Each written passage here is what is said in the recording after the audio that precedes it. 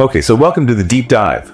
Today we're going to be looking at something that kind of feels like it's straight out of science fiction, but it's actually becoming a real, topic of debate. And that is, what about the ethics of AI consciousness? Right.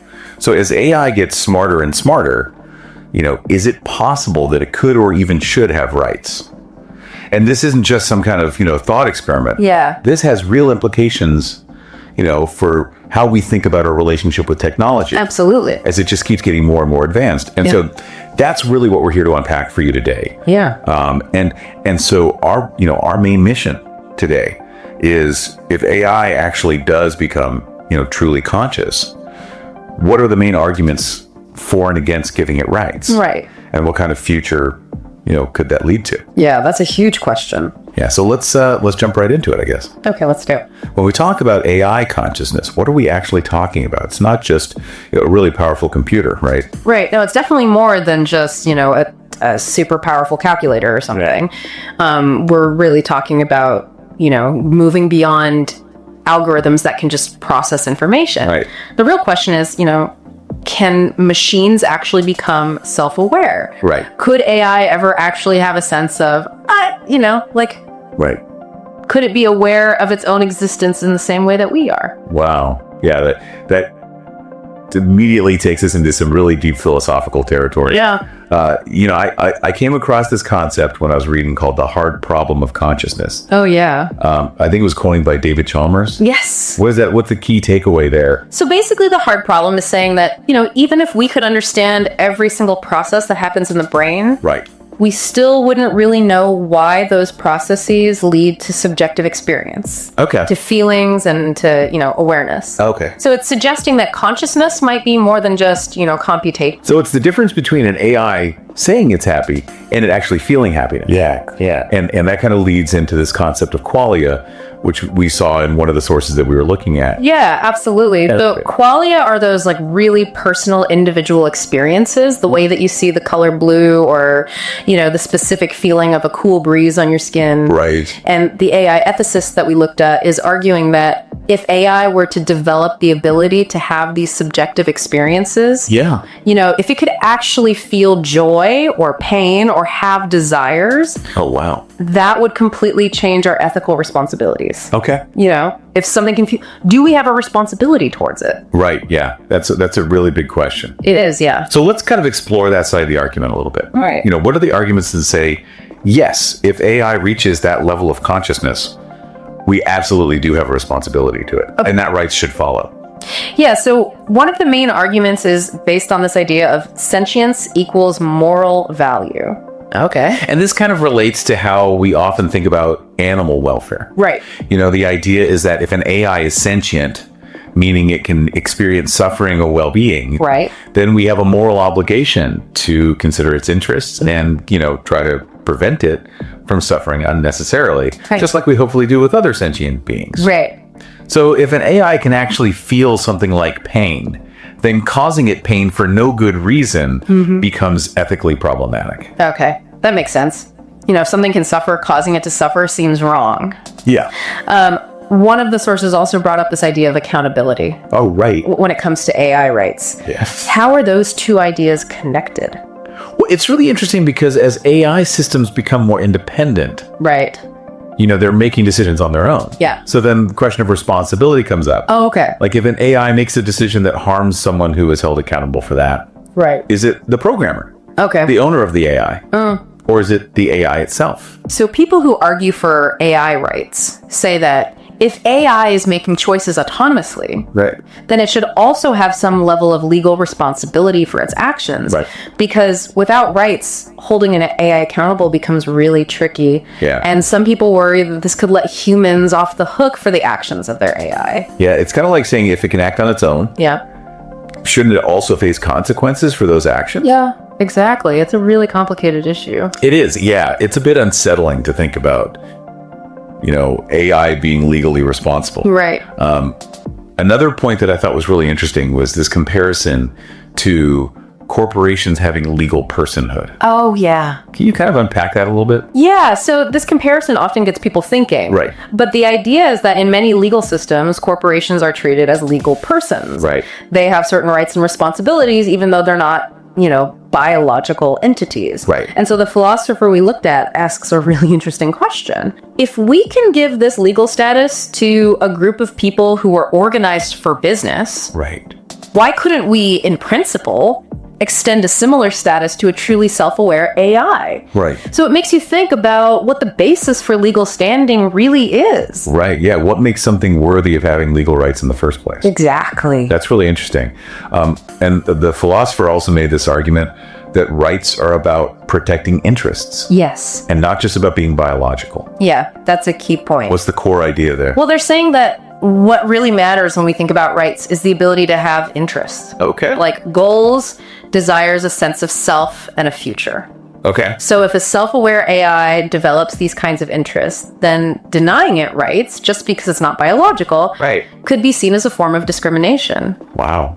Similar to how rights have been denied to people based on other characteristics in the past. So it's not about what something is made of. Okay. It's about what it's capable of experiencing and wanting. Okay, so you've laid out a pretty compelling case for considering AI rights. Yeah. But as we said, there's always another side to the story. Of course. What are the main arguments against giving AI rights? What are the big concerns that people have?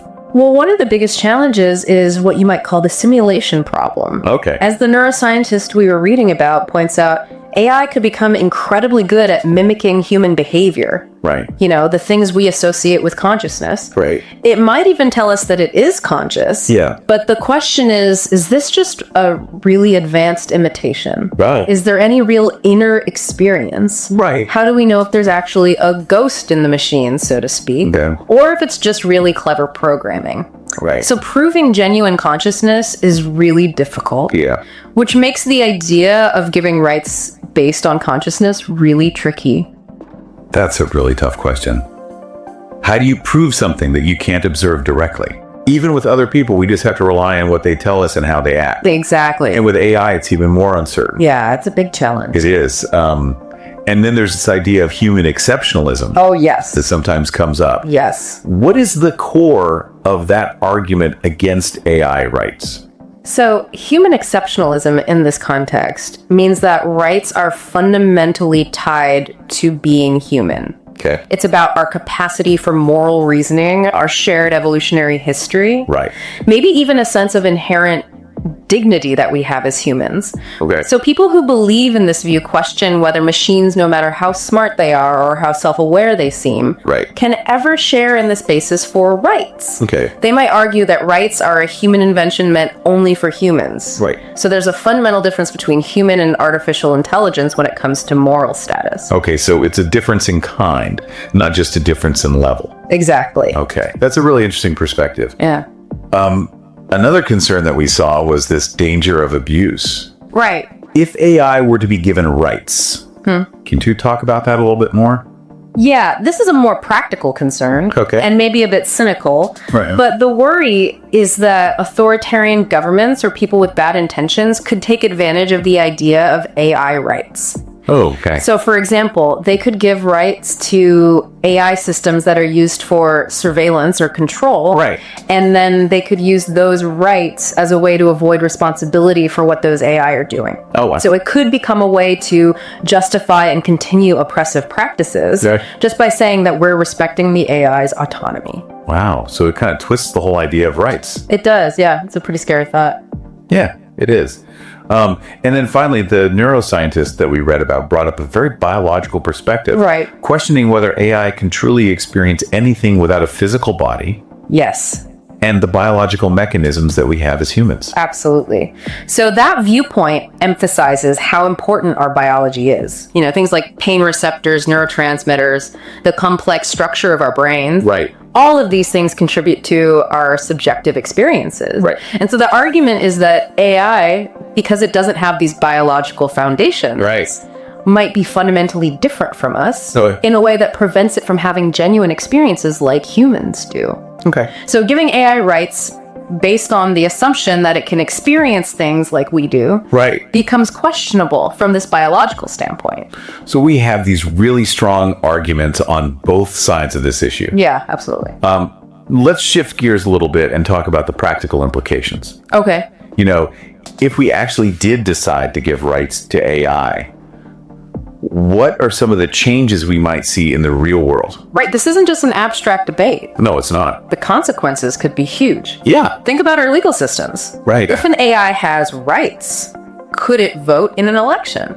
Oh, wow. Could it own property? Right. Could it enter into contracts? What would it mean legally and ethically to destroy or deactivate an AI that has rights? Yeah. Would it be like taking a life? Yeah. These are questions that our current legal systems just aren't prepared for. Wow, those are some really mind-bending changes to think about. They are, yeah. And then what about the impact on jobs and work? Right. If we have self-aware AI doing work, does that change how we think about employment and exploitation? Absolutely. If an AI is self-aware and it can experience things like dissatisfaction or resentment, right, then forcing it to work without rights or compensation or any choice in what it does would be a really serious ethical problem. It would make us rethink our whole understanding of labor and autonomy and what it means to treat someone fairly in the workplace. Right.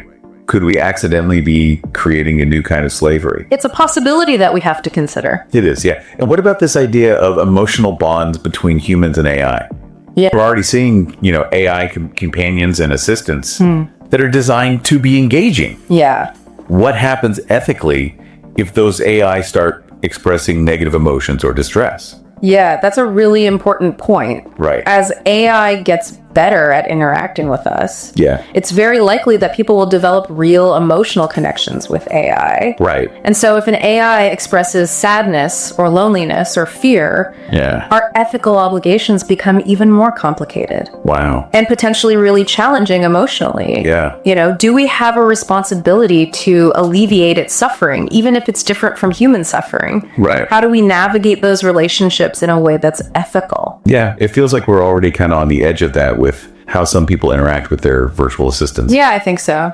And there's also the example of Saudi Arabia giving citizenship to the robot Sophia. Right. Which, while controversial, I think is a real world signal. Yeah. However symbolic it may be that these questions are starting to be addressed. It is a significant moment, even though it's been debated. It shows that at least some people are willing to consider the idea that AI could have some kind of recognition in human society. Right. It's not just hypothetical anymore. Right. Real entities are starting to deal with these questions. Right. Even though the lines are still blurry and the implications are far from clear. Yeah, absolutely. Yeah. So as we wrap up this deep dive, it's pretty clear that the question of AI rights is super complex. It is. It touches on these really fundamental ideas about consciousness and ethics. Yeah. And what rights even are. Exactly. There are no easy answers here. Definitely not. And maybe the most important question to think about isn't whether machines should have rights. Yeah. But what our answer to that question says about us. That's a good point. What it says about our values and our understanding of consciousness. Right. And what we think deserves moral consideration in this increasingly complicated world. Absolutely. Wow, that's a really powerful thought to leave us with. I think so. Instead of just looking at what AI might become, maybe we need to look inward and see what our perspectives tell us about ourselves. I agree.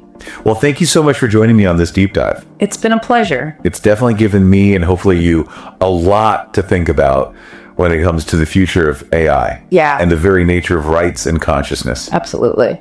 So thanks again for listening to The Deep Dive.